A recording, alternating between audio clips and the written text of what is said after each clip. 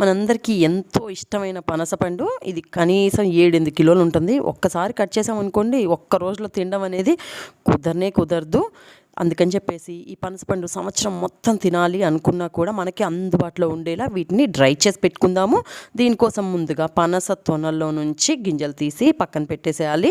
ఆ తర్వాత ఆ పనస తొనల్ని ఇలా పల్చగా కట్ చేసుకొని ఒక ప్లేట్ మీద పేర్చి పెట్టేసుకోవాలన్నమాట.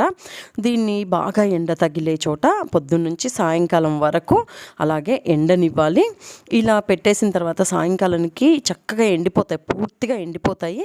ఇవి సంవత్సరం మొత్తం కూడా నిల్వ ఉంటాయన్నమాట. మనం ఎప్పుడు తినాలనుకున్నా హ్యాపీగా తినొచ్చు. అంతేకాదు మన పిల్లలు కూడా స్కూళ్ళలో కాలేజ్లో ఉంటారు కదా, ఎప్పుడైనా తీసుకెళ్ళాలంటే వాళ్ళకి కూడా ఇష్టం ఉంటుంది కదా, తీసుకెళ్ళిన తృప్తి కూడా మనకి ఉంటుందన్నమాట. నాకైతే పనసపండు అంటే చాలా ఇష్టం. ఇలా ఎయిర్ టైట్ బాటిల్లో పెట్టేసి నేను ఫ్రిడ్జ్లో పెట్టేస్తున్నాను. మీలో కూడా ఎవరికైనా పనసపండు అంటే ఇష్టం ఉంటే తప్పకుండా కామెంట్ చేసి చెప్పండి. Thank you.